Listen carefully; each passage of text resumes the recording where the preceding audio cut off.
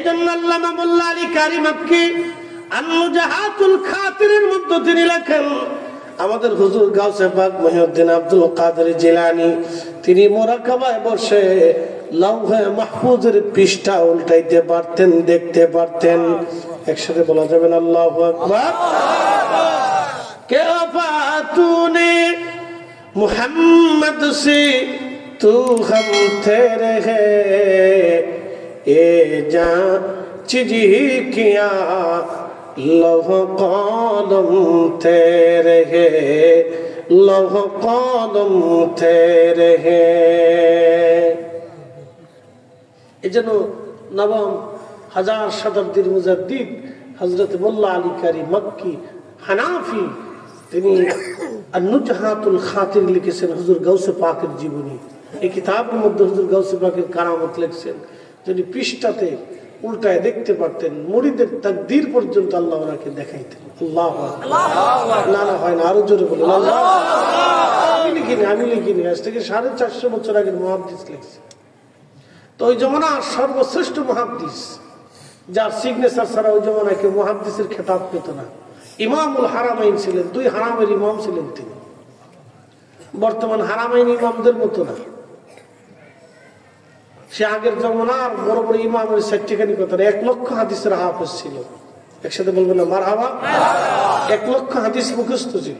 আবার আপনি বুঝুন কত বড় আলেম ছিল। 1 লক্ষ হাদিস মুখস্থ বলতে পারতেন।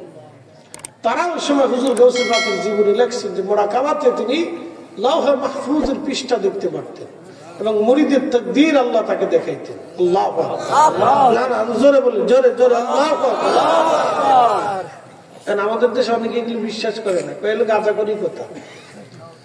এখন তার বিশ্বাস না হতে পারে। বাইকিত বসতে আগুনের ভিতরে হাত দিছে, এখন আমি বলতেছি, অনেকে কবে যে গাঁজা করি কথা।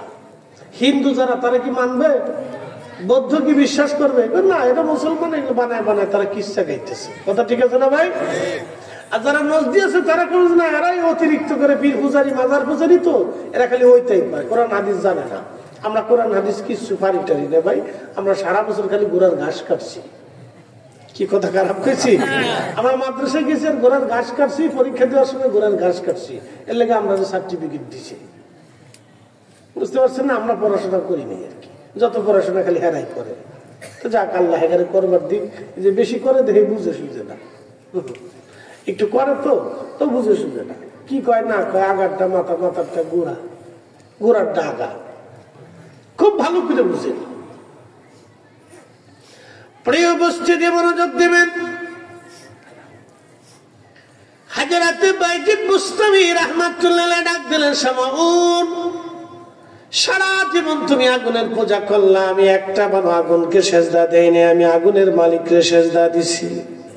শামাউন, শামাউন রে, এবার যদি তোমার সত্য উপলব্ধি হয়। শামাউন বলল, হ্যাঁ বাইজিদ, আর বুঝার বাকি নাই, আমারে তুমি এই মুহূর্তে পড়ায় দাও সেই কালেমা লা ইলাহা ইল্লাল্লাহু মুহাম্মাদুর রাসূলুল্লাহ সাল্লাল্লাহু আলাইহি ওয়াসাল্লাম। কখনো তোমাকে যদি ভুলি, হেদায়েতের আলো জ্বেলে নিও কাছে তুলি, ঠাই দিও প্রিয়তম অগমহিয়ান, তুমি রহমান, তুমি মেহেরবান। অন্ধ গাহে না শুধু তোমারি গুণগান, বুঝে বুঝে না তবু শান, তুমি রহমান, তুমি